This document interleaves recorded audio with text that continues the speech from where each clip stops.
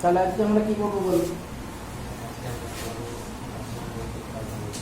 ভাসমান বস্তুর ধর্ম। বস্তু কখন ভাসবে? বস্তু কখন ভাসবে?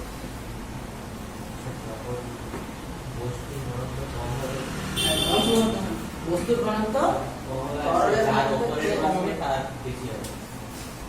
বস্তুর ঘনত্ব তরলের ঘনত্বের চেয়ে কম হবে। তরলটা গ্যাস হতে পারে, যদি গ্যাসে ভাসে ফ্লুইডের ঘনত্বের চেয়ে বস্তুর ঘনত্বকে কম হতে হবে। গ্যাসে কখন কখন ভাসতে দেখেছো? তুলা জেনারেলি তুলা গ্যাসের চেয়ে ভারী হয়। তুলা হলো জেনারেলি গ্যাসের চেয়ে ভারী হয়, ঠিক না? ওটা ভাসে কেন? হাওয়ার জন্য একটা প্রেসারে ভাসে, সে আলাদা কারণ। আর কিছু নরমালি ভাসতে দেখেছে গ্যাস? গ্যাস তো সবসময় বন্ধ অবস্থায় থাকে না, তুলা না করে গ্যাস নিজেই ভাসতে ভালো কথা, কিন্তু গ্যাসে ভাসছে। আরে এই তো বাতাস, বাতাস না তো gas. Balloon gas balloon hydrogen gas. তাহলে নরমাল বাতাসের চেয়ে হাইড্রোজেন গ্যাসের ঘনত্ব কম, সেই জন্য ওরা উপরে উঠে আসছে। যাই হোক, আমরা নরমালি জলে ভাসতে দেখেছি জিনিসপত্রকে। জলে কি কি ভাসতে দেখেছো? সবকিছুই ভাসতে। লোহাতে ভাসতে কেন থেকে বেশি? জাহাজ, জাহাজের পৃষ্ঠতলের ক্ষেত্রে তাহলে জাহাজ তো, জাহাজ ভাসছে তো, ভাসছে কি ভাসছে না? জাহাজ ভাসছে, কিন্তু ক্ষেত্রফল বেশি। ক্ষেত্রফল বেশি না কেন ভাসছে? জাহাজ অনেকে লোহার ঘনত্ব তো বেশি, জাহাজ কেন ভাসছে? দেখো অনেকটা জায়গায় যখন ব্যাপারটা কি তোমরা ঠিকই বলেছো সবাই। লজিক দেখো, জাহাজটা যদি পুরো সলিড লোহার তৈরি হতো তাহলে কিন্তু ভাসতে পারবে। যদি কড়াই ভাসতে তাহলে মাঝখানটা ফাঁকা, এর আয়তন যদি ভাবো, এটা ধরো রেডিয়াস আর, এর আয়তন কত? পুরো স্ফিয়ার হলে 4/3 হতো, তো এটা হচ্ছে 2/3 বাই আর কিউব। এই পুরো কড়াইটার যদি তুমি ভর ভাবো, ধরলাম m, তাহলে দেখো ডেনসিটি কত হয়ে যাবে? m/2/3 by R cube. দেখো আর যত বাড়বে ঘনত্ব কমবে। তাহলে একটা জিনিস ভাবো, একটা ধরো মোটা থিকনেসের কড়াই, তার ভর বেশি, রেডিয়াস কম। তুমি ওটাকে খুব পাতলা করে একটা করে দাও, ভর কে যাবে? একই আছে। ওই জিনিসটাকে, ওই ম্যাটেরিয়ালটাকে খুব পাতলা করে একটা বড় কড়াই তৈরি করছো, রেডিয়াস বেড়ে যাচ্ছে। ওটা একটা স্টাল করে দাও, মানে একটা সলিড করে দাও, তার রেডিয়াস অনেক কমে যাবে, ঘনত্ব বেড়ে যাবে।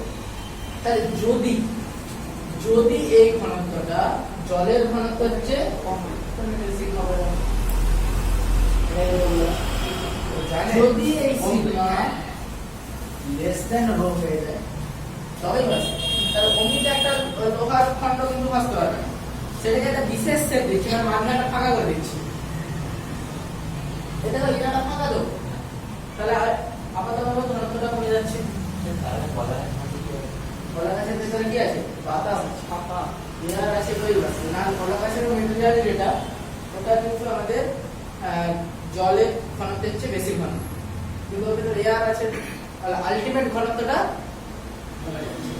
বাতাসটার ভিতরে তোমার একটা ফুটবলের যে মেটেরিয়ালটা, ওটা কিন্তু জলে ডুবে যায়, কিন্তু ফুটবলটার ভিতরে বাতাস ভরা আছে বলে কি আপাতভাবে ঘনত্বটা কমে যাচ্ছে। আর ঘনত্ব কমে যাচ্ছে মানে জলের চেয়ে কমে যাচ্ছে।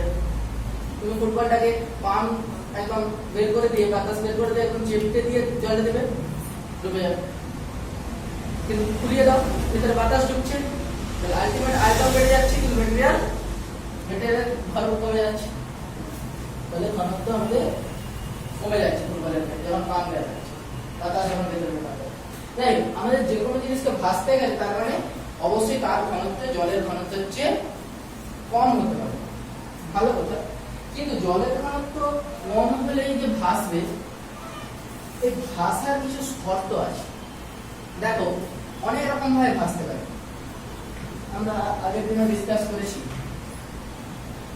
অনেক রকম ভাবে ভাসতে পারে, একটা হচ্ছে ডুবে ভাসতে পারে, আর একটা আংশিক নিমজ্জিত অবস্থায় ভাসতে পারে। সম্পূর্ণ নিমজ্জিত অবস্থায়, আংশিক নিমজ্জিত। ধরো একটা বল, বল আছে, একটা গোলক, গোলকটাকে ধরো খোলা যায়, কোনো একটা গোলক খাপ লাগানো আছে, সেই কিছু চকলেট পাওয়া যায় না ভেতরটা, বা কোনো একটা তুমি ভালো বোতল, এই বোতলটা জল দিয়ে ছড়ে দিয়েছো, দিয়ে উপরে রাখো, কিরকম হয়ে ভাসবে?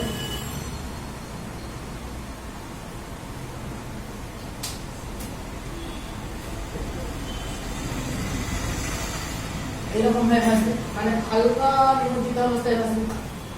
এর ভেতর যদি তুমি পাথর বলতে থাকো, এর আয়তন একই আছে, ভর বেড়ে যাচ্ছে, তাহলে আস্তে আস্তে এটা ডুবতে থাকবে। একটা সময় ধরো এর ভর আর এর আয়তন যে ভাগ করে সেটা যদি জলের ঘনত্বের সাথে সমান হয়ে যায়, তাহলে এখানে আসবে। আর যদি আরো পাথর করতে থাকো, তাহলে দেখো আমাদের বিভিন্ন মানে ভরের জন্য আলটিমেট কিন্তু কি হচ্ছে, তুমি যখন এর ভেতর পাথর ভরে দিচ্ছ, ধরো অথবা দুটো পাথর ভরেছে, এর আয়তন ফিক্সড আছে কিন্তু এর ভর বেড়ে গেছে। যখন তুমি তিনটে পাথর ভরছো, ভর আরো বাড়ছে, তার চারটা ভরেছে যখন, তখন এর ভর বাই আয়তন যেটা, সেটা এই জলের আয়তনের সাথে, জলের ঘনত্বের সাথে সমান হয়ে যাচ্ছে, মানে ডুবে ভাসবে। আরো একটা ভরে দিলে, তাহলে দেখো এই যে তিনটে কন্ডিশন, এই চারটা কন্ডিশন, এই চারটাকে তো আমরা ভাসছে বলবো। এক নাম্বার কন্ডিশন, 2 নাম্বার, 3 নাম্বার, এই চারটা কন্ডিশনেই ভাসছে। তাহলে এই চারটা কন্ডিশনে দেখো ভর কিন্তু আলাদা আলাদা আছে, তার মানে ভর আলাদা আছে, আমাদের অপসারিত দেখো তরলের আয়তনটাও আলাদা হয়ে যাচ্ছে। এখানে অপসারিত তরলের আয়তন কতটুকু ছিল? এইটুকু। এখানে একটু বেড়েছে, এখানে আরেকটু বেড়েছে, এখানে আরো বেড়েছে। তাহলে ভাষার মেন শর্ত কি না, বস্তুর ওজন আর অপসারিত তরলের ওজন সমান হতে হবে, তবে কি হবে বস্তু ভাসবে। এটা হচ্ছে আমাদের ভাসনের শর্ত। ভাসন মানে ভাষণ দেওয়া, ভাসনের শর্ত কি বলো? ভাষণের শর্ত তাহলে বস্তুর ওজন মানে ভাসমান বস্তুর ওজন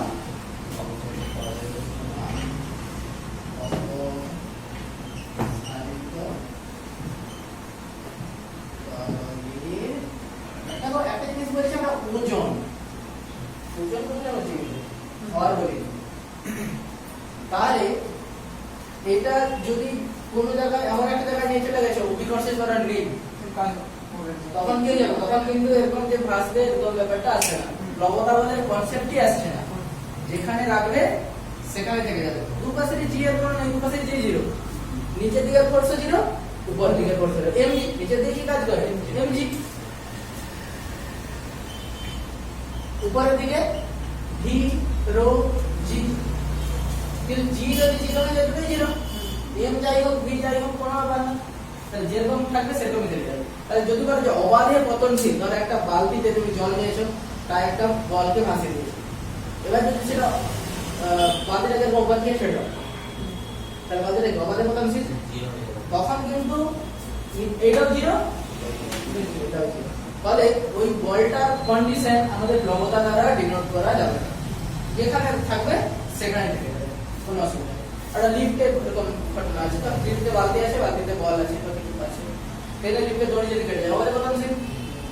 একই কন্ডিশন, লবতার কোনো কনসেপ্ট আসবেই না। যাই হোক, ভাষণের শর্ত পেয়ে গেছি। এবার দেখো একটা মোস্ট ইন্টারেস্টিং জিনিস।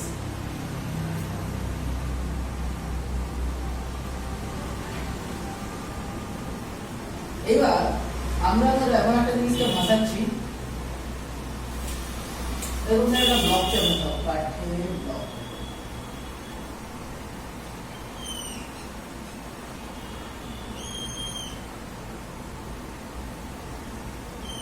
এরকম একটা ব্লক ভাসছে, আরেকটু এটাকে বাড়িয়ে দাও প্লিজ।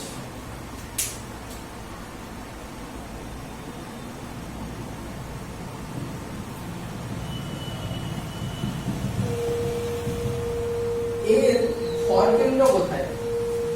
এই বস্তুটার ভর কেন্দ্র কোথায়? এই বস্তুই না ধরনের বস্তুটার ভর কেন্দ্র কোথায়? বস্তুটার একটু নিচের দিকে বস্তুর ভর কেন্দ্র মাঝে হবে কেন্দ্র।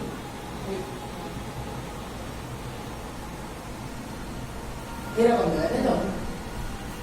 মিডিলে এখানে বস্তুর ভর কেন্দ্র। তাহলে আমরা ওজন যদি বলি, কোথা থেকে কাজ করছে? ওই ভর কেন্দ্র থেকে নিচে দিয়ে কাজ করছে। লবতা কোথায়? লবতা কিন্তু মানে অপসারিত তরলটা অপসারণের আগে যেখানে ছিল তার ভর কেন্দ্র কোথায় হবে?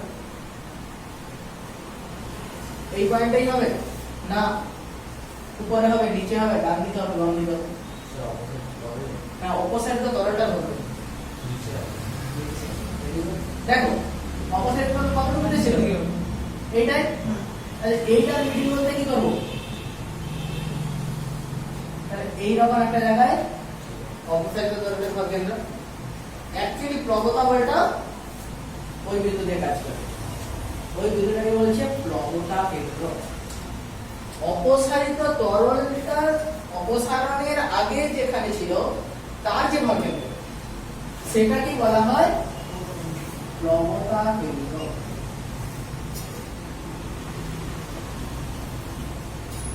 আর আমাদের প্রবতা বল ওই প্রবতা কেন্দ্র দিয়ে উপরের দিকে কাজ করে, মানে যেটা অ্যাকচুয়ালি ভি বা V dash V prime rho. Rho হচ্ছে তরলের ঘনত্ব,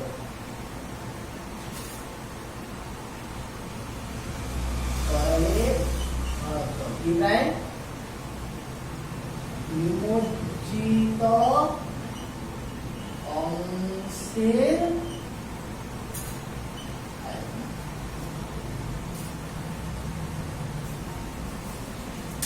তাহলে দেখো এইরকম সময় কোনো চাপ নেই, বস্তু এরকমই ভাসবে, বস্তু এরকমই ভাসবে। এইবার আমরা যদি এইটাকে অন্য একটা বস্তু নিয়ে, কিরকম বস্তুটা চেঞ্জ করে দিচ্ছি,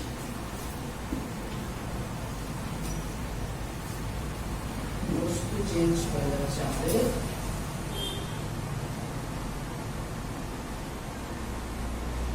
কিরকম বস্তু? না, এরকম একটা লোহার ঘন, এরকম একটা ঘনক আছে, এরকম ধরো একটা বস্তু, কিন্তু এর এক পাশটা ধরো লোহার তৈরি, এক পাশটা কাঠের তৈরি। তুমি এটা কাঠের তৈরি,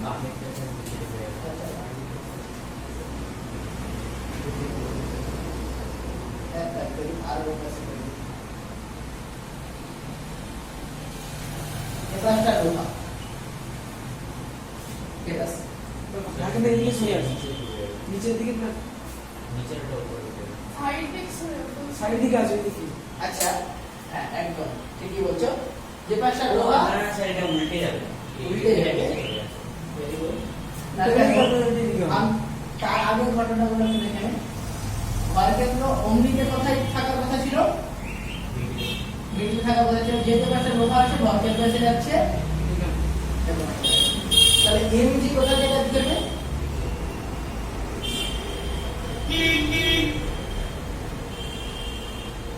এবার আমাদের প্রবতা কেন্দ্র কোথায় বলে? নিমজ্জিত অপসারিত তরলের ভর কেন্দ্র, মানে এই যতটা অংশ অপসারণ করেছি, এই অপসারিত তরলের ভর কেন্দ্র বার করো। কেন্দ্রীয় ওইখানটাতে হবে, একটু উপর করে, হ্যাঁ উপরের দিকে হবে।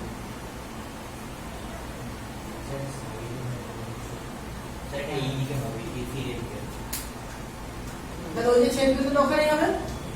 আরে অপসারিত ত্বরণ কতটা? এই এতটা ত্বরণ অপসারণ করেছে। এইটার মধ্যে কিন্তু যেটা সেখানে অপসারিত ত্বরণের ঘটনা ছিল, তরল তো ইউনিফর্মই ছিল। তরল জলটা তো ওখানে অপসারণের আগে সেম ঘনত্বেরই ছিল। ওখানে তো এক পাশে লোহা এক পাশে কাঠ এরকম কিছু ছিল না। ফলে এই যে অপসারিত ত্বরণ, এই যে নীল অংশটা, এর ভর কেন্দ্র কোথায়? এখানে। বোঝা যাচ্ছে কি লাগে? আছে কি? এই প্লবতা কেন্দ্র তাহলে এটাই হবে। তাহলে প্লবতাও এটা এই সোজা উপরে দিয়ে কাজ করবে। এমনি এরকম ছিল actually। তাহলে এটা আমাদের প্লবতা কেন্দ্র আর এটা ভর কেন্দ্র। তাহলে একটা বস্তুর উপর আগের কন্ডিশনটা কি ছিল? ভর কেন্দ্র এরকম নিচে দিকে ছিল, প্লবতা কেন্দ্র এর নিচে ছিল, কিন্তু ওই সোজাই ছিল, ওই লাইনের উপরেই ছিল, উপরের দিকে ছিল।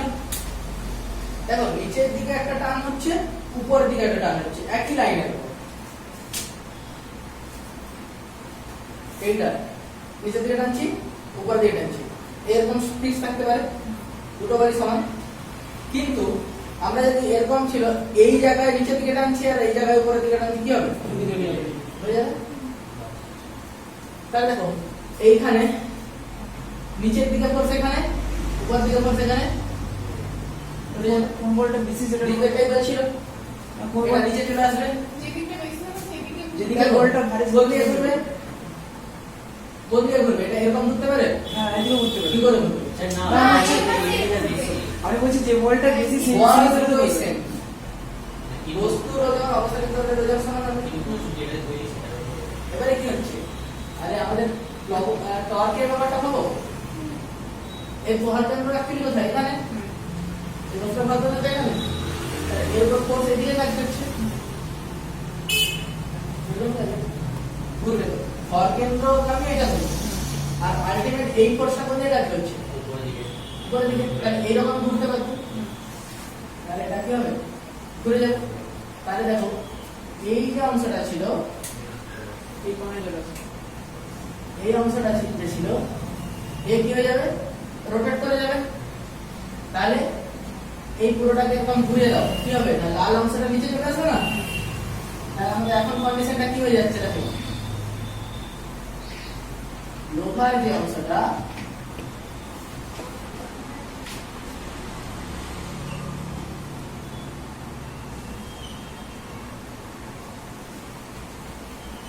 এইরকম হয়ে যাবে। কিরকম ছিল? লোহাটা তো এরকম ছিল, এবার ঘুরে গেছে। এবার দেখো লোহার যে অংশটা, এটা হয়ে গেছে নিচে।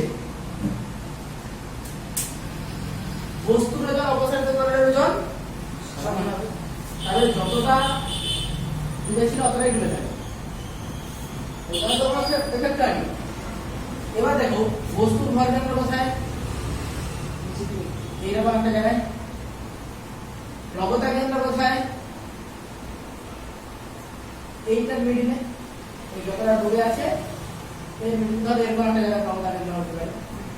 কিন্তু একই লাইনের উপর হয়ে যাচ্ছে না, এমজি এর দিকে আর এবিও একই লাইনে হয়ে যাচ্ছে।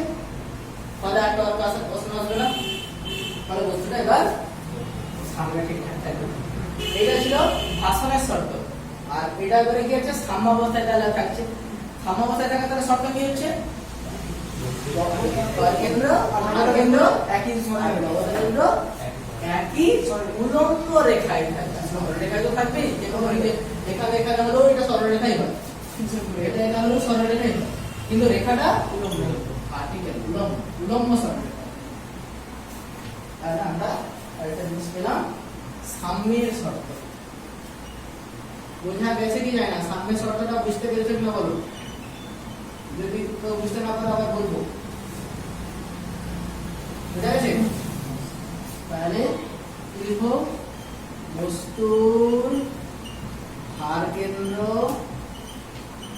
ও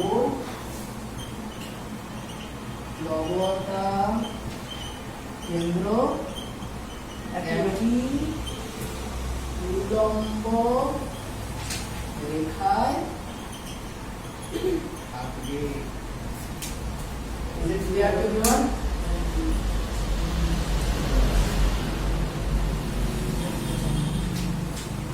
এবার দেখো আমরা তিন রকমের সাম্য আগে পড়েছিলাম, সুস্থির সাম্য, অস্থির সাম্য, নিরপেক্ষ সাম্য। এইখানেও সেই ঘটনা ঘটে। সুস্থির সাম্য কি ছিল? বলো, অমৃতা বলো। সুস্থির সাম্য ছিল কোনো বস্তুকে যদি মানে সাম্যাবস্থান থেকে বিচ্যুত করার পর যদি সেম ওই অবস্থাতেই চলে আসে তাহলে সুস্থির সাম্য। সুস্থির সাম্য কি ছিল? সাম্যাবস্থা থেকে বিচ্যুত করলেও সেটা আগের পুনরায় অবস্থায় ফিরে চলে আসবে। যেমন এই বোতলটা ছিল সুস্থির সাম্য, এখান থেকে বিচ্যুত করে ছেড়ে দাও, আবার আগের অবস্থায় চলে যাবে। কিন্তু এটা কোথায় আছে? অস্থির সাম্য আছে। পুরোপুরি অস্থির সাম্য। ঠিক আছে, অন্য একটা সাম্যাবস্থায় চলে আসছে। আর যদি এই রকম করে নিরপেক্ষ সাম্য, যেখানে রাখবে সেখানে এরকম আছে, বলে দাও ওখানে থেকে যাবে। নিরপেক্ষ সাম্য এই বোতলটা আছে, কত দিয়ে রাখতে আছে। জল হ্যাঁ, কেন্দ্র তাহলে আমাদের এইখানেও সাম্যাবস্থা রয়েছে। এইখানেও সাম্যাবস্থা তিন রকমের রয়েছে: সুস্থির সাম্য, অস্থির সাম্য, নিরপেক্ষ সাম্য।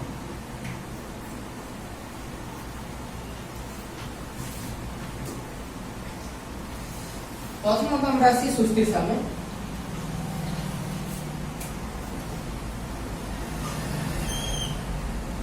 ধরো এইরকম একটা তরলে একটা বস্তু আসছে, এরকম বস্তু আসছে,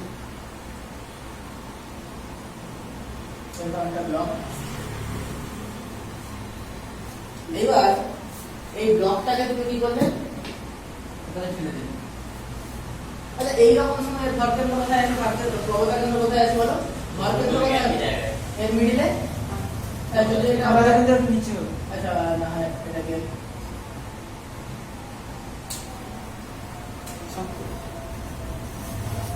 এরকম করে দিলাম।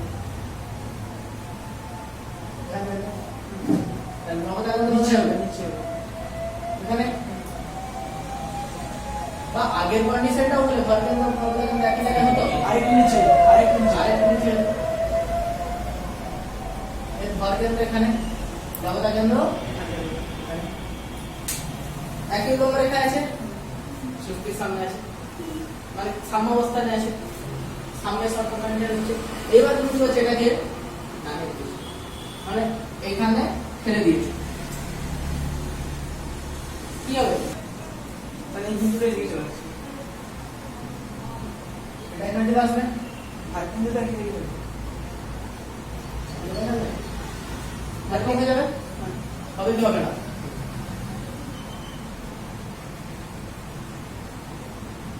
তাহলে বস্তুটা তারপর এটা বস্তু, এর ভর কেন্দ্র কোথায়? প্রবতা কেন্দ্র কোথায়? ভর কেন্দ্র কোথায়? এরপর আমরা জানি। আর বলতে আরেকটু নিচে হবে। আচ্ছা, এই জিনিসটা এরকম বেঁকে গেছে, তাহলে আলটিমেট এই যে উল্লম্ব রেখাটা এরকম বেঁকে গেছে, সেটা আমরা একটু দেখে দেবো। এই দেখো, উল্লম্ব রেখাটা অরিজিনাল যে উল্লম্ব রেখা ছিল সেটা এখন এরকম বেঁকে গেছে, বাঁকতে বাঁকতে তো। আচ্ছা দেখো, অপসারিত তরলটার দিকে তাকাও। এবার অপসারিত তরলটার দিকে তাকাও।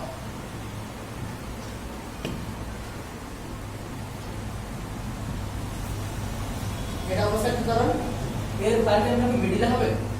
না, এই পাশে বেশি জল আছে না, তার মানে ভার কেন্দ্র প্রবতা কেন্দ্র এই দিকে সরে আসবে। তার অমৃত একটু তো নিচে হচ্ছিল, কিন্তু এই রেখার উপরে হচ্ছিল, কিন্তু এখন এই দিকে চলে আসার কারণে এই দিকে বেশি জল অপসারণ হয়েছে, হবে তো? এবার দেখো তাহলে প্রবতা বল কোন দিকে কাজ করছে?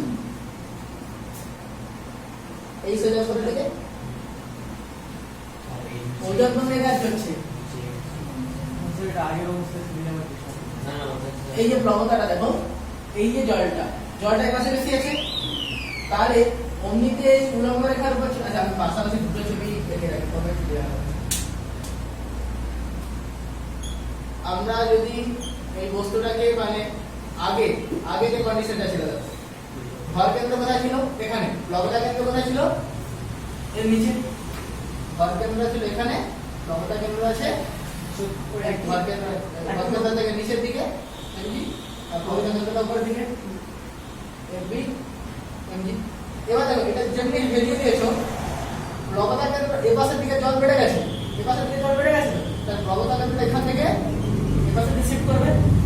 এটা যে লবতা কেন্দ্রটা এই যে উলম্ব রেখাটার উপর না থেকে, আগে দেখো উলম্ব রেখাটার উপরে ছিল, এটা যে উলম্ব রেখাটা বেঁকে গেছে তো, ভার্টিক্যাল লাইনটা বেঁকে গেছে, এটা উলম্ব রেখাটা এখানে ছিল আগে, আগে কোন জায়গায় ছিল, এখন দেখো ডান দিকে চলে আসছে, এই জায়গায় লবতা কেন্দ্র এসে গেছে। আর ভর কেন্দ্র কি? ভর কেন্দ্র মাঝখানেই থাকবে বস্তুর ভর কেন্দ্র, মিডল থেকে নিচে দিয়ে কাট দিচ্ছে। এইবার তাহলে কি হবে দেখো, এই জিনিসটা আবার এই বুঝবে না, তাহলে আগের এই কন্ডিশনে আবার ফিরে আসতে চাইবে। এটা এরকম বাকিয়েছিল তোমরা, ফলে আবার ঘুরে আগের অবস্থায় ফিরে যেতে চাইবে সুস্থির সামনে। দেখো বাকিয়েছিল এদিকে, এই বারটা কোন দিকে ঘোরাতে চাইছো? উপরের দিকে, তাহলে অরিজিনাল সাম্যাবস্থার দিকে ঘোরাতে চাইছি, তাহলে অরিজিনাল সাম্যাবস্থা এসে পৌঁছে যাবে। তাহলে এটা কি হবে? সুস্থির এর শর্ত যদি এই ভর প্রবতা কেন্দ্র থেকে যে রেখাটা মানে উলম্ব রেখাটা, এটাকে যদি তুমি আরো ডট ডট ডট ডট করে বাড়াও, দেখো এই যে অরিজিনাল উলম্ব রেখাকে একটা বিন্দুতে কাট করছে, এটাকেই বলছে মেটা কেন্দ্র।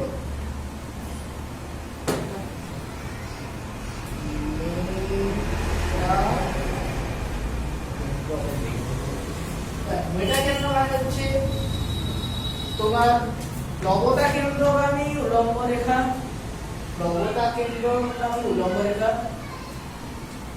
প্রাথমিক উলম্ব রেখাকে যে বিন্দুতে ছেদ করে। এটা প্রাথমিক উলম্ব রেখা ছিল কারোটা, লবতা কেন্দ্রগামী উলম্ব রেখাটা এটা এই প্রাথমিক উলম্ব রেখাকে যে বিন্দুতে ছেদ করে, সেটাকে মেটা কেন্দ্র। এই সংজ্ঞা কি বলেছে? বাবাকে কেন্দ্রীয় রেখা বলেছে। হ্যাঁ, কেন্দ্রীয় রেখা। হেলানো অবস্থায় কোনো ভাসমান বস্তু লবতা কেন্দ্র B1 এর মধ্য দিয়ে অঙ্কিত উলম্ব রেখা কেন্দ্রীয় রেখা AB কে যে বিন্দুতে ছেদ করে। মানে এই যে এটাকে এই নাম দিয়েছে অরিজিনাল উলম্ব রেখাটা হচ্ছে আমাদের কেন্দ্রীয় রেখা বলছে। এটা তো আর এখন আমরা মনে দেখে গেছে, তাহলে এটা কেন্দ্রীয় রেখা, যে কেন্দ্র দিয়ে যাচ্ছে। তাহলে হেলানো অবস্থায় লবতা কেন্দ্রগামী উলম্ব রেখা কেন্দ্রীয় রেখাকে যে বিন্দুতে ছেদ করছে সেটাই হচ্ছে আমাদের মেটা কেন্দ্র। মেটা কেন্দ্র উপরে আসে না ভর কেন্দ্র উপরে আসে? ভর কেন্দ্র না, মেটা কেন্দ্র উপরে মেটা আছে। কেন্দ্র উপরে আসে। ভর কেন্দ্র যদি নিচে থাকে, ভর কেন্দ্র যদি মেটা কেন্দ্রের নিচে থাকে, তাহলে কি হবে? আবার ঘুরে যাবে। আমরা যেটা দেখেছিলাম, ভর কেন্দ্র যত নিচে নামাই তত সুস্থির সাম্য। এখানেও সুস্থির সাম্যের শর্ত ওটাই, কি নাম? ভর কেন্দ্র মেটা কেন্দ্রের নিচে থাকবে, নিচে থাকলে তবে সুস্থির সাম্য। সুস্থির সাম্য কখন? যদি ভর কেন্দ্র ভর কেন্দ্র না ভার ভার কেন্দ্র বলাই এটা, ভর কেন্দ্র না হলে ভার কেন্দ্র বলাই, কারণ অভিকর্ষজ ত্বরণের ব্যাপারটা আছে, এমজি আসছে। ভার কেন্দ্র মেটা কেন্দ্রের নিচে থাকে তবে আমরা সুস্থির সাম্য। ক্লিয়ার? এইবার অস্থির সাম্য।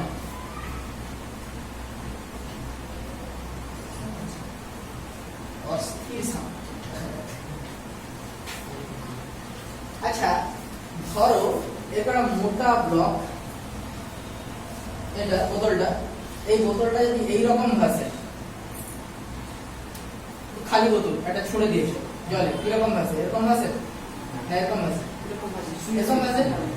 দেখো এইরকম যদি ভাসে তাহলে এটা সুস্থির সাম্য হবে। ধরো এইরকম ভাবে কোনো ভাবে ভাসছে, এরকম ভাবে ভাসছে, সেই সময় তুমি হেরিয়ে দাও, দেখবে এই দিয়ে এরকম হয়ে গিয়ে ভাসবে, অন্য সামনে চলে আসবে। এটা হচ্ছে অস্থির সাম্য। তাহলে কোন ব্লককে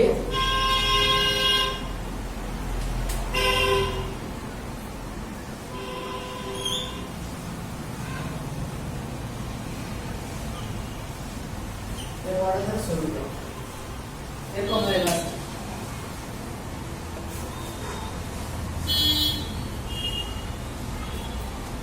ভরকেন্দ্র বোঝায় এই বস্তু যখন বস্তু ভরকেন্দ্র লবতা কেন্দ্র বোঝায় এখানে তাহলে এমজি কোথা থেকে নিচে দিয়ে কাজ করবে এইদিকে আর এমবি এদিকে দুটো এক উলম্ব রেখে কাজ হচ্ছে যেটা কেন্দ্রীয় রেখা যদি ভাবো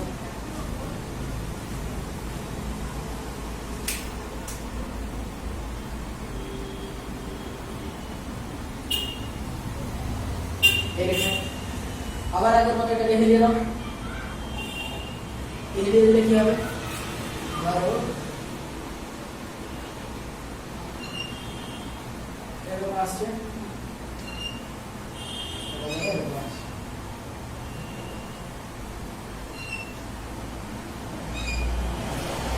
এটা হয়ে গেছে তাহলে আমরা আগে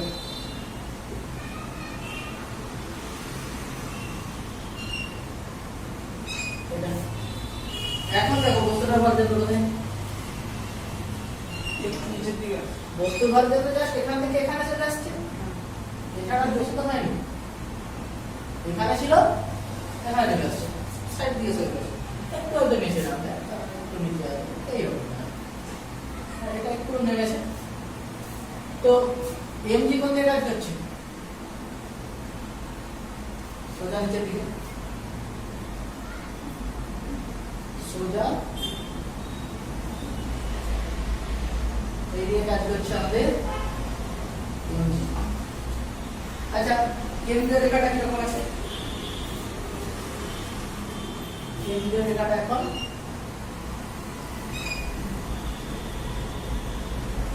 এটা আগে একটা মুছে দেওয়া তো প্রবলেম হবে মুছতে অসুবিধা হবে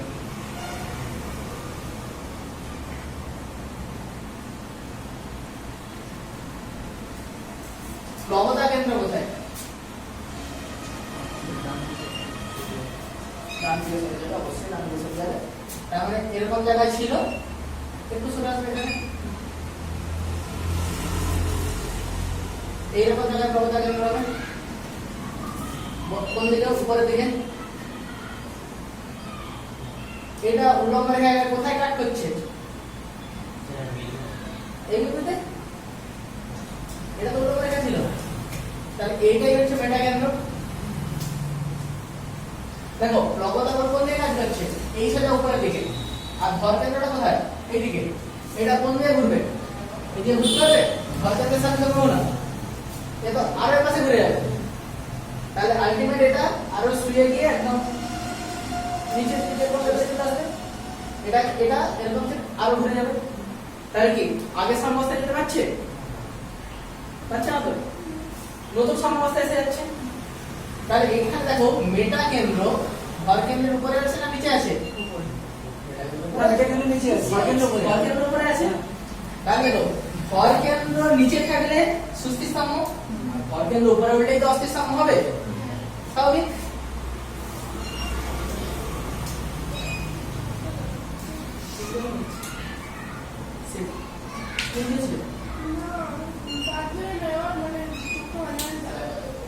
জলটা দিতে পারি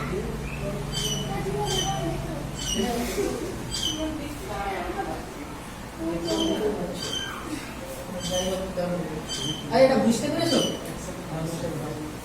তাহলে অস্থির সাম্যের শর্ত কি হলো অস্থির সাম্যের শর্ত কি হলো আর কেন্দ্র উপরে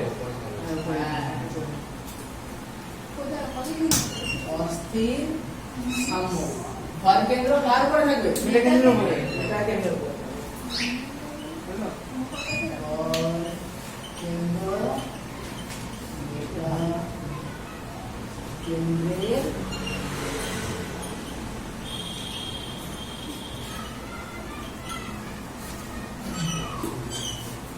আরেকটা সমস্যা ছিল হ্যাঁ নিরপেক্ষ সাম্য যেখানে আমি সেখানে যেখানে থাকি সেখানে দেবো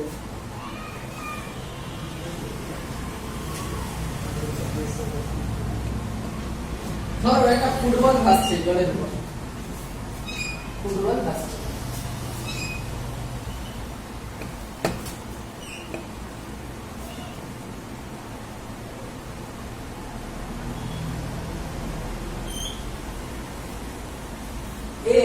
ফলকেন্দ্র কোথায়? তার কেন্দ্রে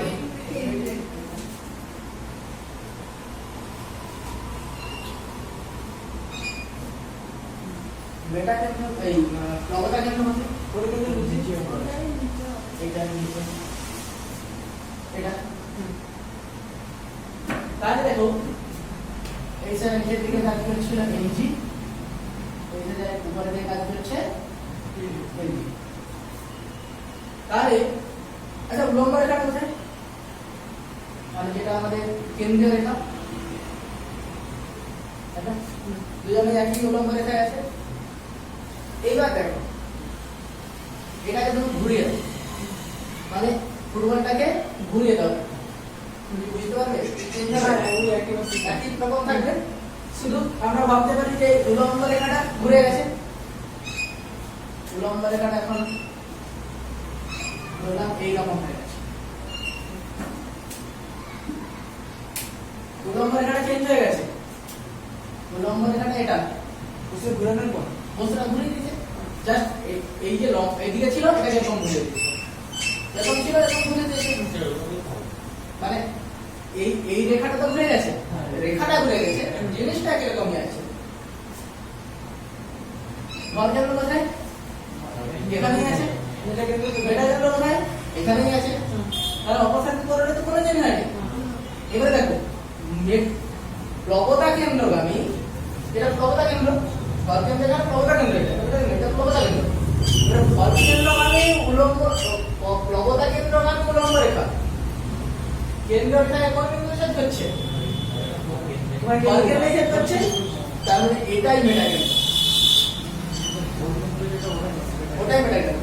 তাহলে যদি ভরকেন্দ্র মেটা কেন্দ্র একই বিন্দুতে থাকে তাহলে নিরপেক্ষ সাম্য, আর ভরকেন্দ্র নিচে থাকবে সুস্থির সাম্য, ভরকেন্দ্র মেটা কেন্দ্রের নিচে থাকবে সুস্থির সাম্য, ভরকেন্দ্র মেটা কেন্দ্রের উপরে থাকলে অস্থির সাম্য, ভরকেন্দ্র মেটা কেন্দ্র একই বিন্দুতে থাকলে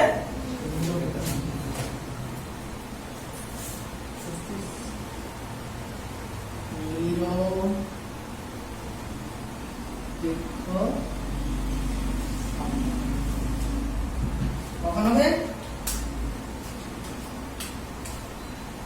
ভরকেন্দ্র ও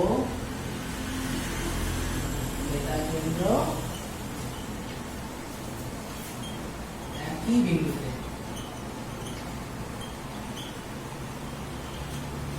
ক্লিয়ার? এই তিনটা সাম্যাবস্থা সম্বন্ধে কার কোন সমস্যা আছে বলো?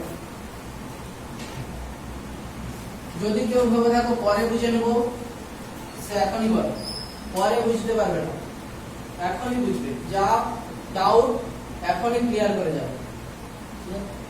বুঝতে পেরেছো? বলো সুস্থির সাম্য কখন? বলছি তো আগে বলছি না, হয় কিন্তু এটা কিন্তু নিচে থাকে অস্থির সাম্য, হ্যাঁ এই ভরকেন্দ্র না, এগুলো সব ভরকেন্দ্র দেখো। অ্যাকচুয়ালি খুব কম মানে সাধারণ বস্তুগুলোর ক্ষেত্রে ভরকেন্দ্র একই জায়গায় হয়, তবু এগুলো ভরকেন্দ্র রেখায় বেশি, কারণ এখানে কাজ করছে। নিরপেক্ষ সাম্য কখন হবে বলো অমৃতা?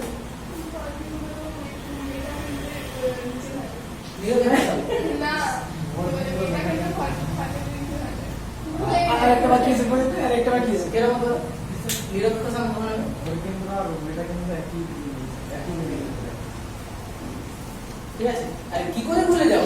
না এখনো লেখা আছে। তাকাইনি ওইদিকে, তাহলে তো দেখতে আমি তো জিজ্ঞেস করলাম, তুমি তাকাওনি বলে। ক্লাসের সময় তুমি যদি এদিকে না তাকাও কি করে অন্য দিকে তাকিয়ে থাকবে? যা বোঝা এখানে বুঝে যাও, পরে বুঝে নেবো, ভাবতে হবে নি। আচ্ছা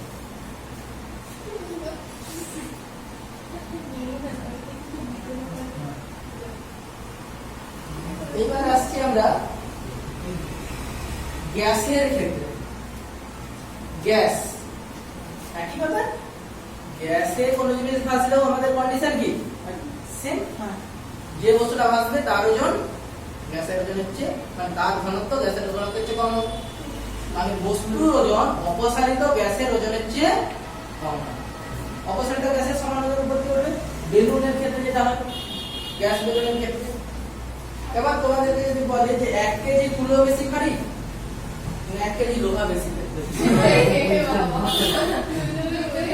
সেখানে যাই নয় বলি এটাই সমান সরি বলি কিন্তু নয় যে লোহা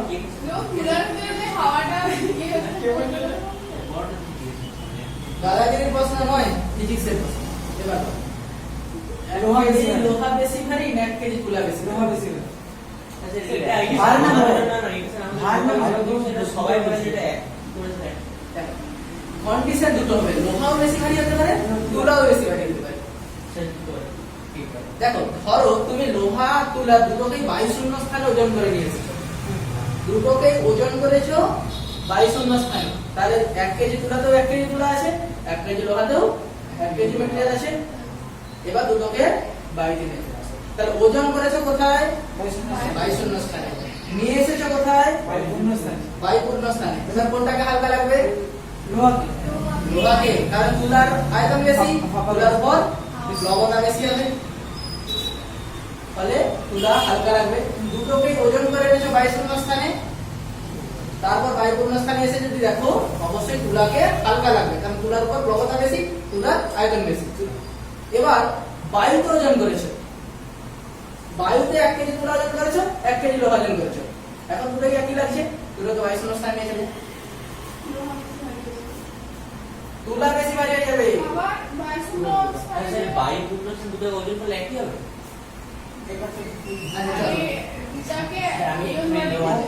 ওকে ওকে চলো দুটোই আমি এখানে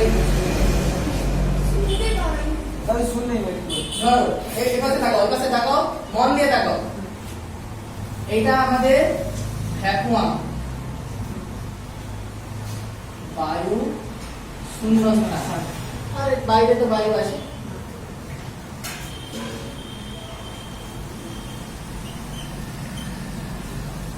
এবার তুমি ওজন করছো কোথায় 22 স্থান আচ্ছা 22 স্থানে Good. তাহলে এখানে গাড়ি পাল্লা দিয়ে দিয়েছো এবারে একটা লোহার দিয়েছো আর এখানে তুলো দিয়েছো গাড়ি পাল্লা সেম ঠিক আছে এটা কাঁটা আছে বুঝে যাচ্ছে এটা কাঁটা না উনি যে ছোটার পাশে দড়ি দড়ি গাড়ি পাল্লা দেখ দুপাশে সমান আছে তাহলে দুটোতেই কিন্তু একই পরিমাণ মেটেরিয়াল আছে তাহলে যদি বলে 22 স্থান ওজন করেছো তুমি 22 স্থানে দাঁড়িয়ে আছো একই পরিমাণ ভর লাগবে একই ওয়েট লাগবে কারণ 22 তেই আছে লবতা হবে আচ্ছা লোহা সে ম্যাটেরিয়াল তো আলাদা আরে 1 কেজি বলছি তো এটার জন্য কম বেশি তার মানে ছোট আর এটা দেখো অনেক বেশি তুলা নেই আয়তনটা একটু ছোট। আয়তন বেশি কম হবে তুলা অনেকটা তুলা হবে 1 কেজি লোহা কিনেছো এইটুকু হাতে চলে আসবে আর 1 কেজি তুলা এরকম মুঠা করে চলে আসবে তাই তো তাহলে এটা বেশি পেয়েছো মানে যে বেশি আছে তা না অ্যাকচুয়ালি দুটোই সমান আছে তো এইবার এই দুটোকে এটা নিয়ে চলো কি হবে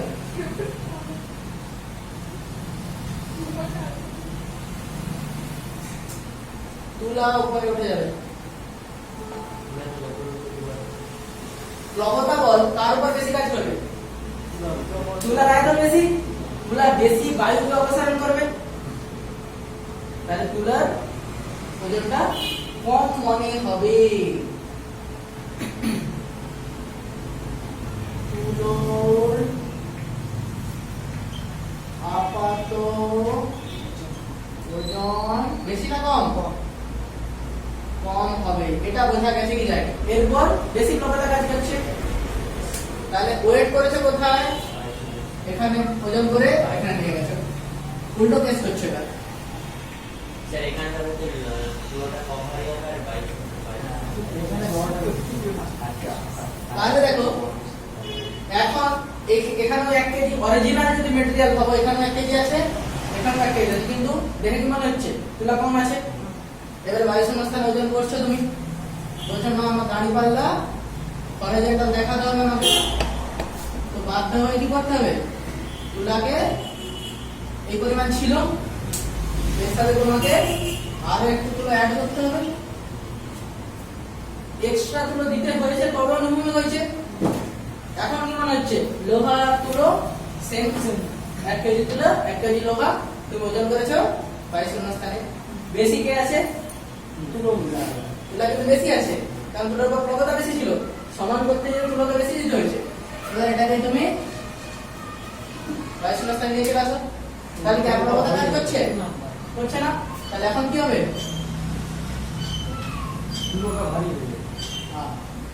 তখন বেশি আছে তো অটোমেটিক ভাবে এখানে স্যার বলতে গেলে পুরো ওজনটা আমাদের এখানে ঠিকঠাক করে ওজন হয় না। এই তো দেখতে পাচ্ছ, বেশি তুলা দিতে হচ্ছে। তাহলে কোথায় ওজন করে বিক্রি করা সহজ, মানে উচিত, লাভজনক হবে। বিক্রি করা বলেছি, বিক্রি করা লাভজনক হবে 22 শূন্যস্থানে, কেনা লাভজনক হবে 22 শূন্যস্থানে, ঠিক কি না? মানে আমরা মানে লাভে হ্যাঁ, মানে তুমি ধরো তুলোর ব্যবসা করবে, তুলোর ব্যবসা করার দরকার নেই। তো যাই হোক, তুলোর ব্যবসা করবে, কেউ তো তুলোর ব্যবসা করতে গ্রামে যাবে যে তুলো কিনে আনছে, তুলো তো গাছ লাগলে হবে। তুলো গাছে মেনে মেনে তোমার বাড়িতে তুলো লাগাবে, জায়গা আছে তো নেই, তাহলে গ্রাম থেকে কিনে আনবে। তো যাই হোক, তাহলে লাগালে তো অবশ্যই হবে, কিন্তু যে বাড়ির ছাদে লাগে। বাড়ির সাথে তুমি তুলো লাগাতে হবে, এবার বড় একটা মাটি ফেলে দিয়ে বড় গাছ লাগিয়ে দিতে স্যার বলতে গেলে যা বলছে ওই গ্রামে যা তুলো তুলো কিরকম হয় দেখেছো? হ্যাঁ আমাদের মানে আছে কিরকম? কালি ছিল না ছোট এ ছোট মেয়ে। না মানে মানে বিক্ষয়তি মোটামুটি ছাদের উপর হবে না, ছাদের উপর হবে না। গুলমোজ টাইপ জাতীয় বিদ্যুৎ জাতীয় গাছ হলে তাহলে আমাদের ছাদের উপর হবে। গুলমোজ জাতীয় বিক্ষয়তি গুলমোজ জাতীয় না, ঠিক হবে না। তো গুলমোজ হাতে হাতে করে মারা যায় না এতটা উঁচু। হ্যাঁ, মোটামুটি ভালো কিছু হয়। তো যাই হোক, আচ্ছা লাগিয়েই করে যাই হোক, কেউ বিক্রি করে, গাছ বড়। কেউ ঘুরে না তুলো কিনতে গেছে বাইরে, গ্রাম থেকে তুলো কিনে আনছে, নিশ্চয়ই 22 শূন্যস্থানে কিনে আনেনি, 22 শূন্যস্থানে গেছে, এবারে সে বিক্রি করছে কোথায়, একটা কাঁচের কম জায়গা করে দিয়েছে, তার জন্য ওয়েট মেশিন লাগানো আছে, ওয়েট করে বিক্রি করতে তাহলে অবশ্যই লাভ হবে। যাই হোক, সোনা দোকানে বা বাইক না সোনা দোকানটা 22 শূন্যস্থানে করে না, অ্যাকচুয়ালি করা উচিত 22 শূন্যস্থানে করা উচিত, নাহলে ধরো সোনার প্লবতার জন্য, যদিও প্লবতা খুব কম কাঁচের থাকবে, কিন্তু 22 শূন্য থেকে কি সোনা দোকান গেছে তো 22 শূন্য থেকে কি ওগুলো জাস্ট যাতে বাতাসে না নড়ে সেই ব্যবস্থার জন্য ওটা করা। সোনা একদম খুব সূক্ষ্ম জন্য হবে, বাতাসেও নড়ে যাবে, কিন্তু সোনার এমন কিছু প্রবতা হয় না, সোনার যে ডেনসিটি তার তুলনায় বায়ু ডেনসিটি এতটাই নগণ্য যে ওটা এফেক্ট করবে। তো যাই হোক, তবু প্রবতা বল ওখানেও কাজ করবে, তেমন এবারে বাটখারা যেটা চালাচ্ছ সেটার উপরও প্রবতা বল কাজ করছে, তাহলে ওই জায়গাটা নেগলিজিবল। কিন্তু তুলার ক্ষেত্রে কি হচ্ছে, অনেকটা হয়ে যাচ্ছে, পরে এখানে কিন্তু প্রবতা অনেকটা এফেক্ট করবে। যাই হোক, তাহলে 1 কেজি তুলা বেশি ভারী না 1 কেজি লোহা বেশি ভারী, ডিপেন্ড করবে কোথায় ওজন করে বাইশ আনছে। না বাইশ না। তাই তো দাদা যে প্রশ্ন হলে দেখে গুগলি গুগলি আমাদের প্রশ্ন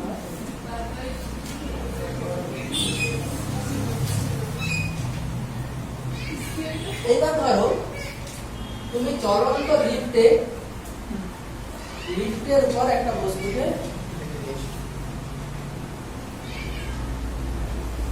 একটা জলের পাত্র রেখে দিয়েছো লিফটের উপরে,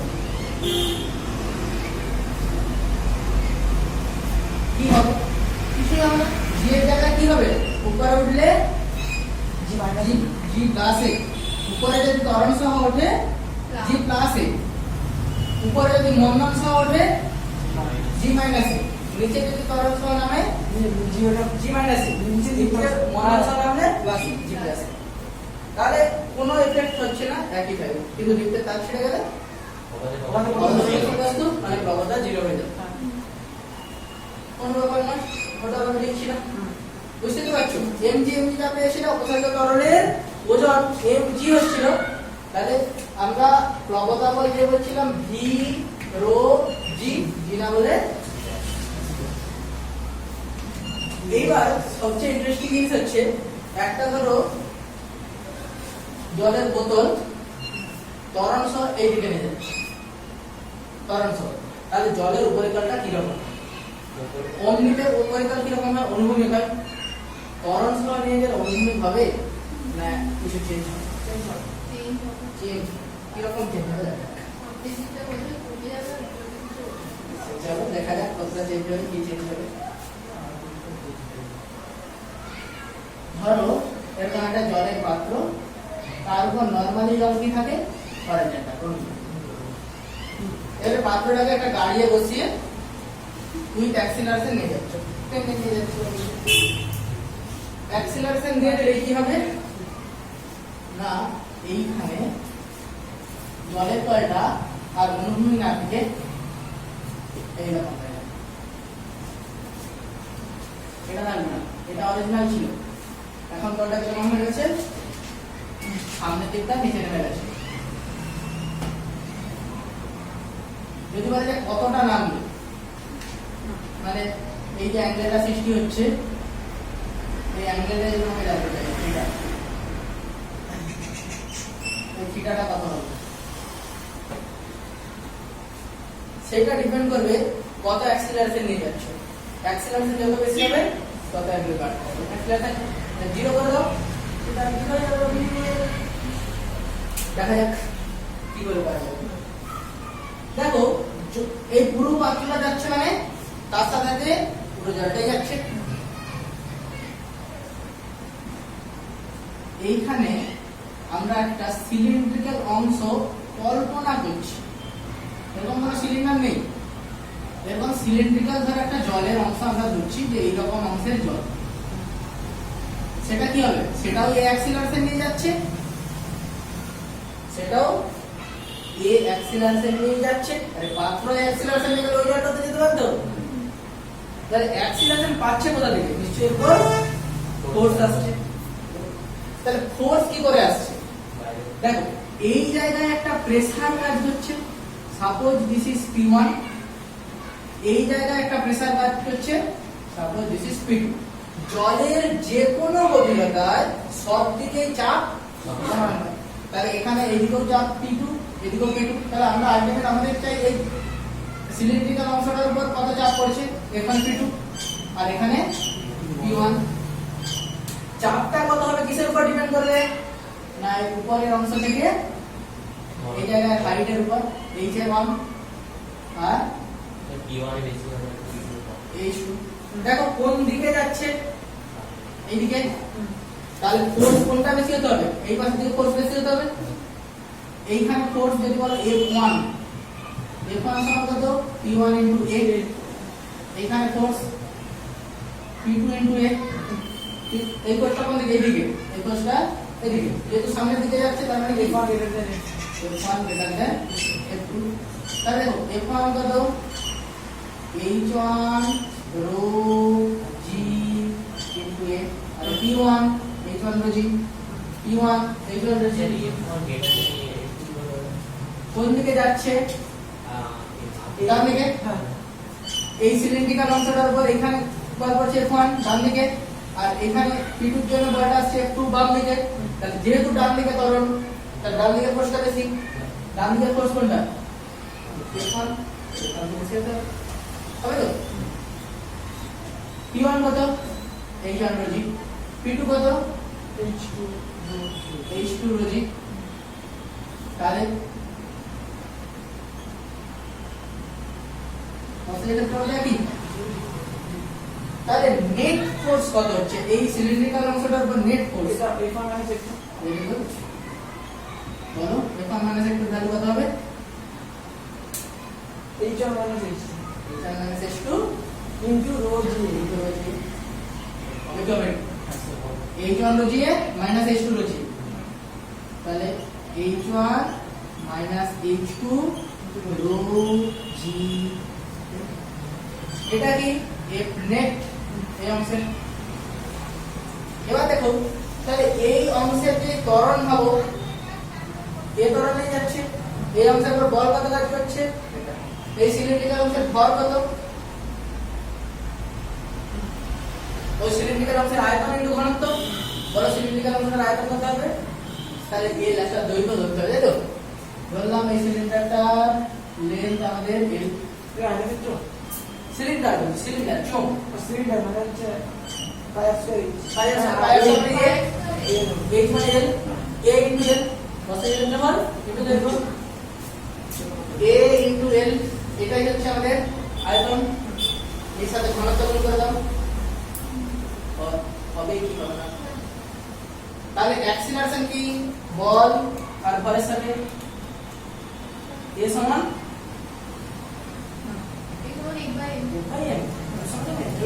সূত্র।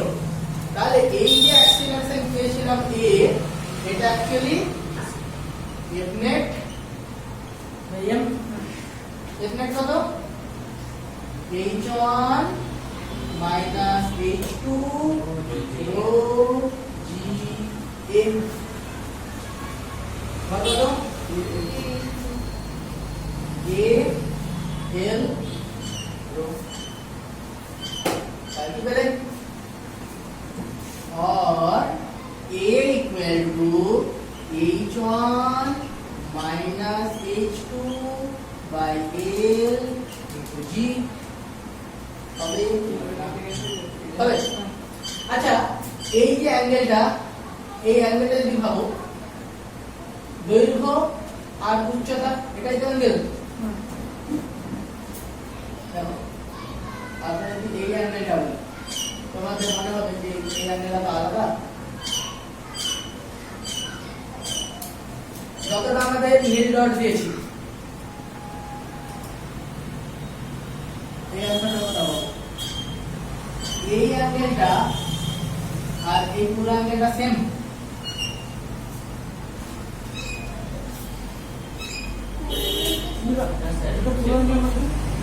মানে এইখানে যে অ্যাঙ্গেলটা সৃষ্টি হচ্ছিল আর এই অ্যাঙ্গেলটা সেম কি সেম?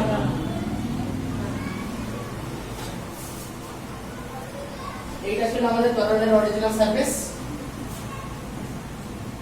এই অ্যাঙ্গেলটা আমরা থিটা, এটা আমরা বের করতে চাইছি। আমরা সিলিন্ড্রিক্যাল অংশটা কোথায় নিয়েছি? এরকম একটা জায়গায়। আমরা এখন যেটা থিটা লিখেছি সেটা হচ্ছে এই অ্যাঙ্গেলটা। এটা সমান্তরাল আর এটা ভেদক সমান, একই তো?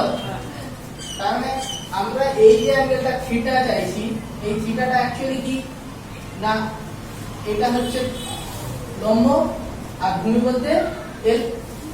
এখান থেকে বলো এটা ছাড়া এই যে নীল ডটের যে অংশটা, ট্যান থিটা কত হবে?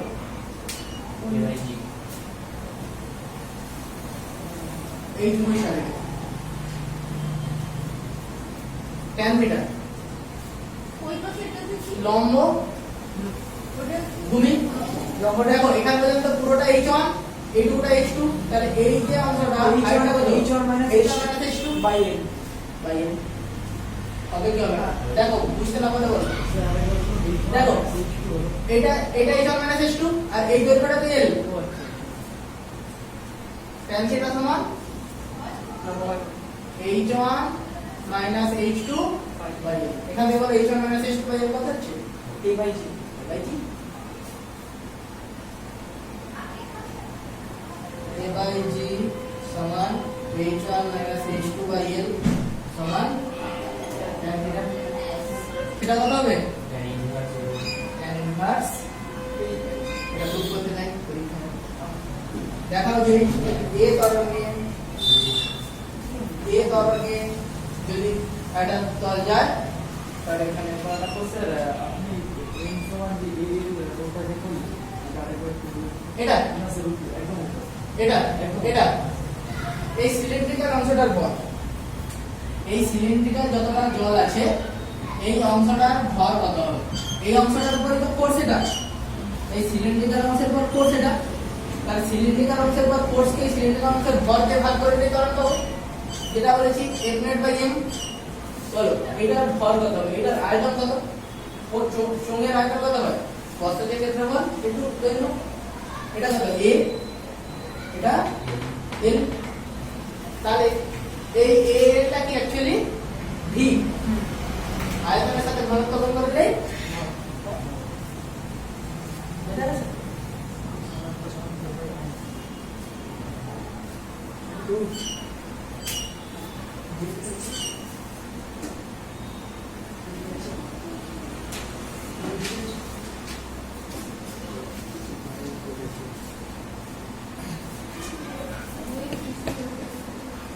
এরপর আমরা আসছি বায়ুমণ্ডলীয় চাপ।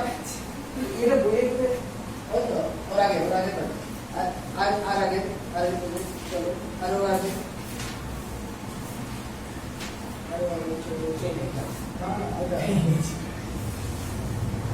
ওর আগে থেকে কমান্ডটা আছে।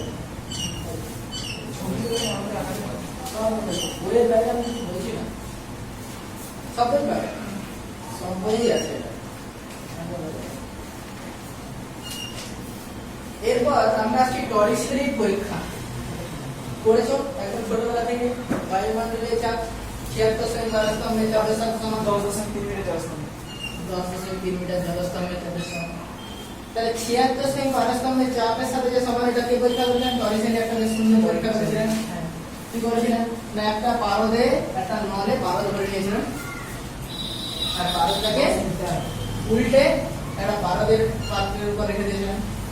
চলো ছবিটা দেখছি আমরা বুঝতে পারছি। স্যার আমি যাও।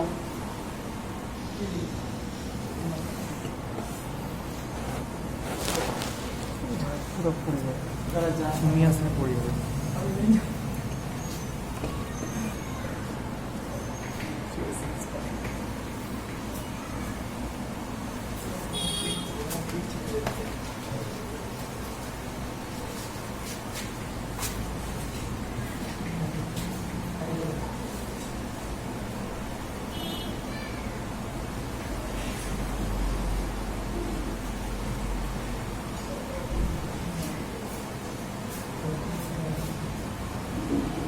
মাইন্ডে ছিল না।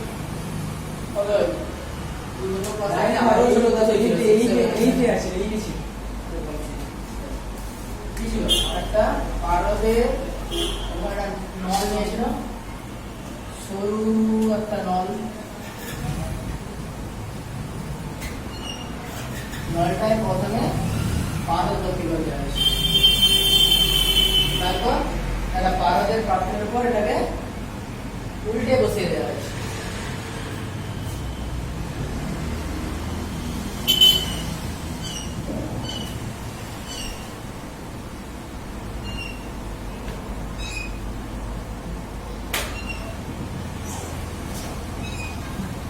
কি হবে?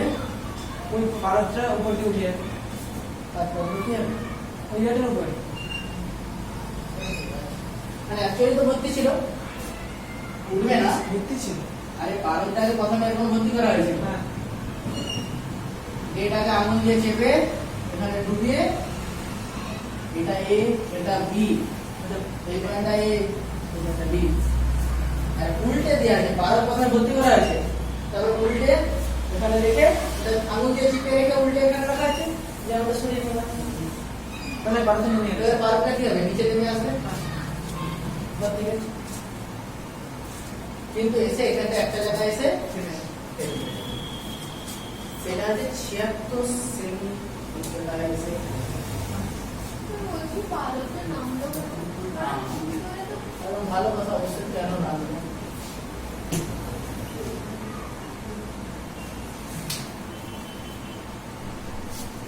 ঠিক আছে। আচ্ছা এটাও ছেড়ে দেবো। জল নিচে আসছে, এই মুখটা খুলে যদি আমরা করে দিই, মুখটা খুলে যদি উঠে দিই, জল নিচে নেমে আসবে কি আসবে?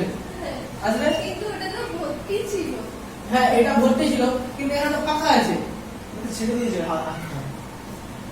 আর এখানটা তো ফাঁকা আছে। ও মানে জল এটা এই বাল্ব নিচে নেমে আসবে না, এই কাজটা উঠবে না। আচ্ছা বুঝতে পারলাম। ধরো হ্যাঁ, ওই পরিমাণে একটু জল দেবো। ধরো আমি এই বোতলটাকে ছিপটা খুলে দিয়েছি, কাঁচটা দিয়ে কোনো বাল দিয়ে একটু ডুবে দিয়েছি এই বোতলটাকে, দিয়ে হাতটা সরিয়ে দিয়েছি। এটা থেকে জল নিচের দিকে আসবে কি আসবে? আসবে না। কি করে আসছে? নিচেও তো জল আছে, এটা পুরোটা জলটা- হাইট এই জলটা পড়বে আচ্ছা, আচ্ছা, মানে দেখো।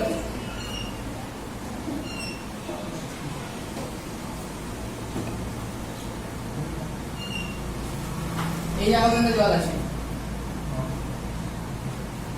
জলটা আসবে কি আসবে? হ্যাঁ আসবে। তো এটাকে কমিয়ে দাও, জল আসবে। হ্যাঁ এই পাশটা ছিদ্র করে দাও, এখান থেকে জল দিকে আসবে, ওদিকে আসবে। তো একটা পাত্রে এটা ডুবিয়েছো, উপরে তো আছে, এখান দিয়ে জল নিচের দিকে নামবে নি। কতটা পর্যন্ত নামবে? যতটা height? জল চাপ যদি জল হতো, হ্যাঁ, কিন্তু যদি তুমি পারো। না জল পুরোটা নামতো না, আরো রয়ে যেত, আর রয়ে যেত। অনেক উপরে রয়ে যেত। এটা দেখো জেনারেলি ও হ্যাঁ, এখন মানে বুঝতে পেরেছি। জেনারেলি কি হতো, জেনারেলি এটা নিচে নামবে, আর এই জলটা একটু উপরে উঠে যাবে। আবার করে বলছি প্রথম থেকে দেখো। এবার দেখো একটা এরকম টিউব নিয়ে আনেছে, প্রথম থেকে বলছি বলে টিউব নিয়ে আনেছে, টিউবের ভেতর পাল ভরে দিয়েছে, টিউব একটা নল টিউবের ভিতরে কি দিয়েছেন? 12 এইচজি এইচজি তোমরা তো জানো সংকেত ছাড়া বুঝতে না, Explain one. তো পাল ভরে দিয়েছো। এইবার এইটার উপরটা আঙুল দিয়ে চেপে রেখেছো, এটা একটা পাত্রে পারদ রাখা আছে, সেটা ডুবিয়েছো, দিয়ে আঙুলটা সরিয়ে দিয়েছো।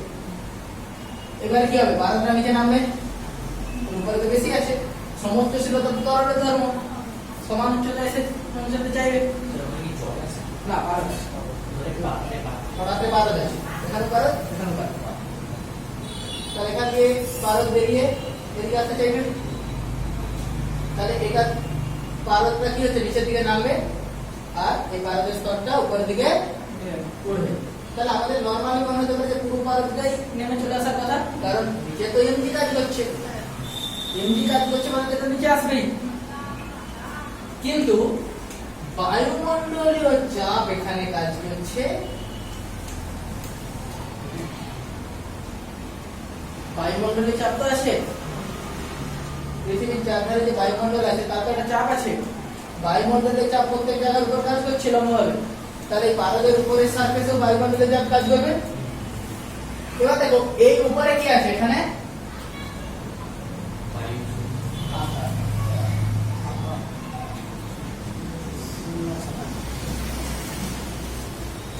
কারণ ওখানে ছিল পারদ, বায়ু ঢোকার তো জায়গা নেই, জাস্ট পারদটা নেমে এসেছে, তো ওখানটা কি হয়ে যাবে, ফাঁকা, বায়ু তো ওখানে যেতে পারছে না।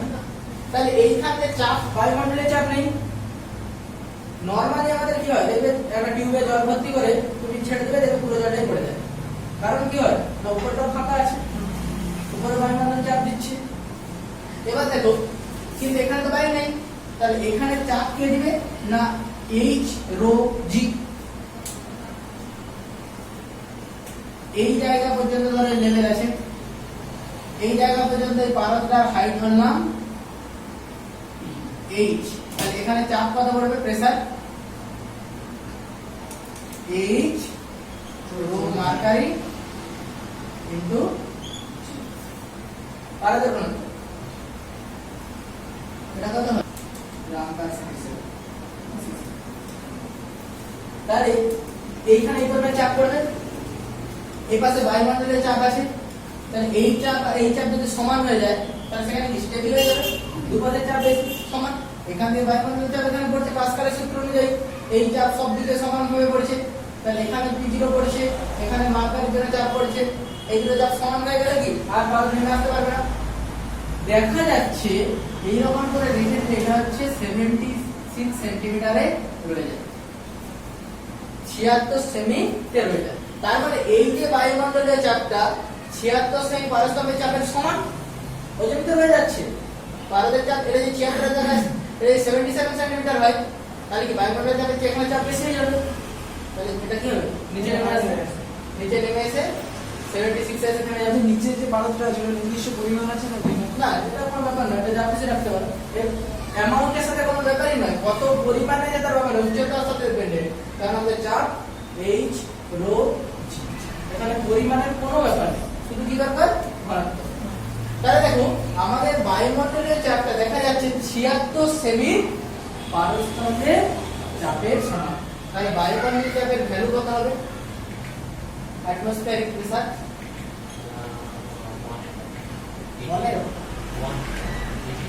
H রো জি H কত 76 রো কত 10 জি না এগুলো সেন্টিমিটারে বলেছো তাহলে এটা হচ্ছে 100 980 9.8 আর হাজার হাজার দেখেছি কেন কেন দেখেছি জি আমরা কি লিখি 9.8 মিটার পার সেকেন্ড স্কয়ার। এটা কি অ্যাপ্রক্সিমেটলি আমরা 10 লিখি 9.8 কে approximately 10 metre per second square লিখি। কখন বলো মিটার 9.8 মিটার সেন্টিমিটার ধরো সেন্টিমিটার ধরো মিটার কে সেন্টিমিটার ডেসিমিটার সেন্টিমিটার সেকেন্ড কে এসআই সিজিএস কি হবে সেকেন্ডই থাকে তার মানে এটা কি হয়ে গেল সেমি পার সেকেন্ড স্কয়ার। তাহলে 9/8 ইনটু 100 কত হয়ে যাচ্ছে তাহলে জি এর ভ্যালু 980 সেমি পার সেকেন্ড স্কয়ার। তাহলে এটা কি পাবে ইউনিট ভিডিও যেটা ছিল যদি সিজিএস সিজিএস এর চাপের একক বাস্তবে এসে সেটা বড় একটা মাপের দিকে হবে হচ্ছে ওটা মানে বল বাই ক্ষেত্র বলের একক কি এই তো গুড ডাই কি বলে সেমিস্টার ব্যাস এই তো ডাই অত বছর মানটা কিন্তু এটা 180 হ্যাঁ সেই এই 1 এটিএম সমানই তো আমরা বের করতে চাইছি বায়ুমণ্ডলের চাপ মানে তো 1 অ্যাটমসফিয়ার 1 অ্যাটমসফিয়ারের ভ্যালুটাই আমরা জানতে চাইছি কত কত হলো রাকেশ সেটা বলবো হুম। 0.082 ডিরেক্ট 10,12,918 ওটা কনস্ট্যান্ট মান কনস্ট্যান্ট মান কি সাপেক্ষে কনস্ট্যান্ট বলতে অবশ্যই বায়ুমণ্ডলের চাপ আমরা এভারেজ যে একটা কনস্ট্যান্ট ভেবে নিতে পারি। এত বড় কি ওটা আরে 76 এর ভিতরে আছে নিশ্চয়ই 980 কত হচ্ছে বলো 10,12,918 10 লক্ষ আচ্ছা 10 টু দি পাওয়ার ইএনজি টা ইঞ্জিনিয়ারিং মানে তুমি মাইন্ড কত বড় বলে লেখা আছে এই তো বড় হয়েছে ঠিক আছে 1.012 into 10 to the power 6 ডাইন এটাই হচ্ছে 1 অ্যাটমসফিয়ারিক প্রেসার। দেখি কি ক্যালকুলেশন দিয়েছে 1.01 to 10 to the power 5 plus 1.6 এটাই হচ্ছে আমাদের বায়ুমণ্ডলের চাপ। বায়ুর চাপ মাপার যন্ত্রের নাম কি ব্যারোমিটার।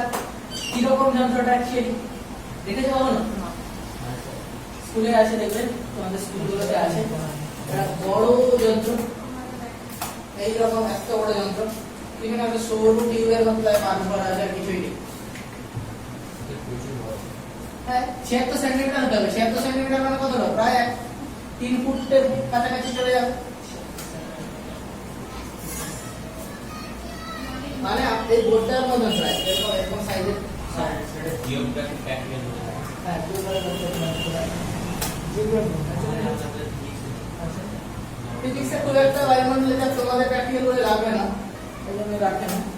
দেখো কিরকম না এরকম একটা সরু টিউব আছে লম্বা টিউব তার নিচে একটা পারদের পাত্র রাখা আছে আর এর পাশে একটা স্কেল রাখা আছে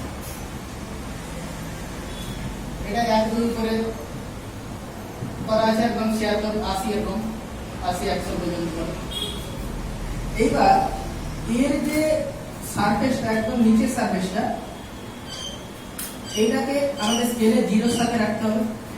ধরো কোনো কারণে পারদ উড়ে গেল পারদ বাষ্প হয়ে উড়ে যাচ্ছে আচ্ছা এটা একটা ওই যে টরিসেলি শূন্যস্থান বলেছিলাম এই যে পারদ নেমে চলে আসছিল না এটা টরিসেলি শূন্যস্থান এইটা কি অ্যাকচুয়ালি প্রকৃত শূন্যস্থান? দেখো এইখানে পারদ কিছুটা এখানে চাপ কমে যাচ্ছে তো তাহলে কিছুটা পারদ বাষ্পীভূত হয়ে এখানে চলে আসে যেমন জলীয় বাষ্প আছে সেরকম কিছু পরিমাণ সামান্য পারদ বাষ্প এখানে থেকে একদম শূন্যস্থান না বলা যায় শূন্যস্থান কিন্তু ওখানে কিছু পরিমাণ পারদ বাষ্প তাহলে দেখো এইখানে ধরো আমাদের পারদ রাখা আছে, কোনো ভাবে পারদ উঠে গেল বাষ্পীভূত হয়ে, তাহলে কি এই লেভেলটা তো জিরোর চেয়ে কমে যাবে, জিরোর চেয়ে কমে যাবে। তাহলে এখান থেকে এখন ধরো লেন্সটা কোথা থেকে মাপবে, এখান থেকে। তাহলে এই অরিজিনাল ধরো 76 আছে, এখানে ধরো 75 দেখাবে, কারণ আর নিচে দিকে তো কাউন্ট হচ্ছে। সেই জন্য আমাদের কি করতে হয়, ব্যারোমিটারের পার্ট দেখার আগে এই পাত্রটাকে তুলে ঠিক এই জিরোর সাথে রাখতে হবে। সেই জন্য এখানে একটা স্ক্রু লাগানো থাকে, সেই স্ক্রুটা ঘোরালে পুরো পাত্রটা উপরে দিয়ে উঠবে, ওখানে একটা ইন্ডিকেটর থাকে, সেই ইন্ডিকেটরের সাথে টাচ করিয়ে জিরোর সাথে এই লেভেলটাকে আগে আনতে হবে। তারপরে যত হাইট হচ্ছে সেটাই হচ্ছে বায়ুমণ্ডলের চাপ, যত সে নিচে রয়ে যাচ্ছে পারদটা। ধরো হঠাৎ করে দেখলে বায়ুমণ্ডলের চাপ কমে গেছে, তাহলে কি হতে পারে, সুবিধা হবে না ক্ষতি কি হতে পারে? বায়ুমণ্ডলের চাপ হঠাৎ করে কমে যাওয়ার কারণে যদি যায়,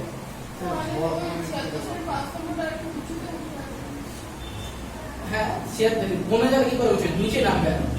বায়ুমণ্ডলের চাপটা কমে গেছে, 76 সেন্টিমিটার কমে গেছে, হঠাৎ করে দেখলে 50 সেন্টিমিটার বাস্তবে চাপ দেখাচ্ছে এই এলাকায়। হ্যাঁ, কারণ কি এই জায়গাটাতে চাপ কমে গেছে, আশেপাশের অঞ্চলের বায়ু কি হবে, ছুটে আসবে, তার ঝড় হওয়ার সম্ভাবনা। কমবে অবশ্যই, 76 জায়গায় কমছে মানে 75, 74, 70 হচ্ছে, নিচে নামছে, ঠিক না? তাহলে যদি হঠাৎ করে দেখি আমাদের বায়ুমণ্ডলের চাপ কমে যাচ্ছে, তার মানে তাহলে ঝড় বসার সম্ভাবনা থাকে। আচ্ছা, পারদ নেওয়া হচ্ছে কেন? ব্যারোমিটারের পারদ ছাড়া আমরা অন্য কিছু করতে পারতাম, মানে সেই ইয়েটা কম, মানে তাপটা কম, তাপে হচ্ছে বেশি পরিমাণ থার্মোমিটারে ওই প্রিন্সিপালটা বলা হয় যে থার্মোমিটারে এক্সপানশনটা দরকার। এখানে তো বাড়ালে চলবে না, পারদ যেমন আছে সেরকমই থাকে, কিন্তু পারদের হিমাঙ্ক আর ফুটনাঙ্কের রেঞ্জটা অনেকটা।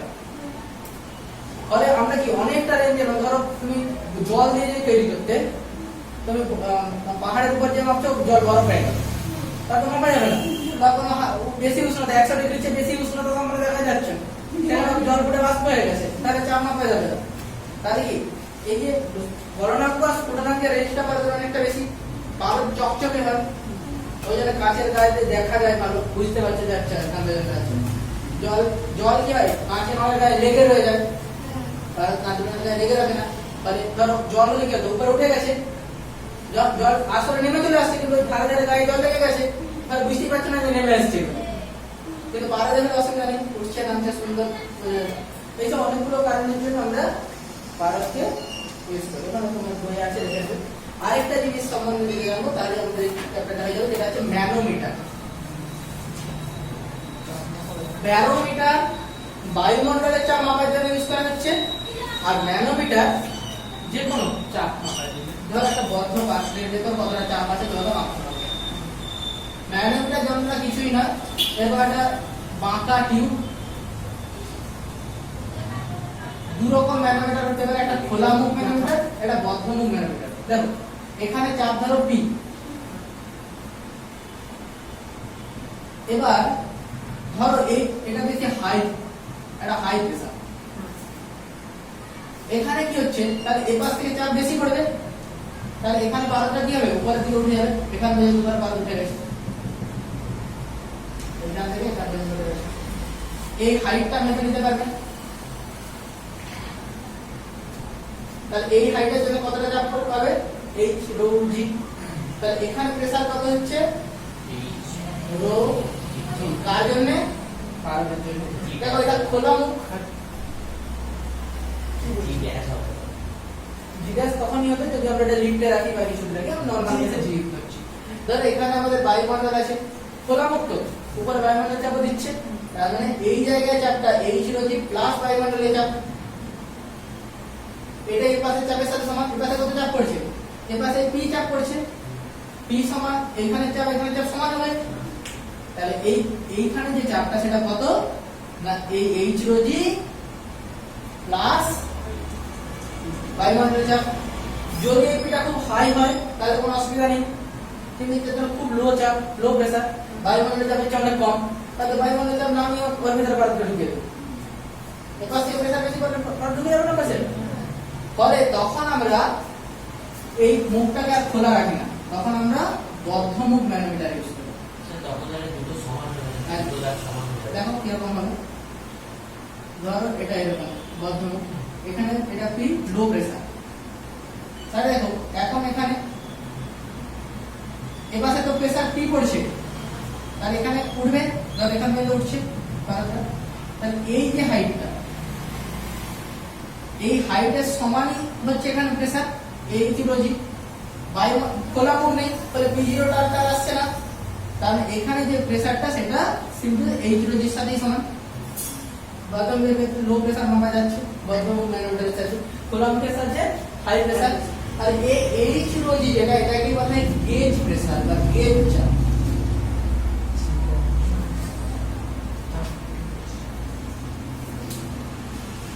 এই জিরোজি টার্মটাকে বলা হয় গেজ চাপ, আর এটা বায়ুমণ্ডলের চাপ।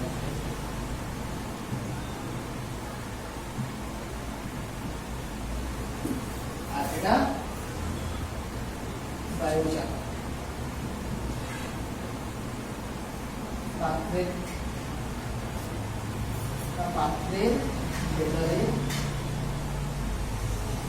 পাত্রের ভেতরে বায়ু চাপ। ক্লিয়ার? এই সাবজেক্টটা আমাদের বল, তার কোনো ডাউট থাকলে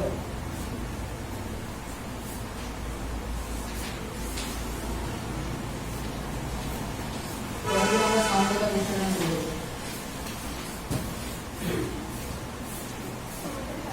তাহলে তো শুধু সাবজেক্টটাই কাভার হয়ে যাবে। সিলেবাস নিয়ে চিন্তা নেই। এই যে সরাসরি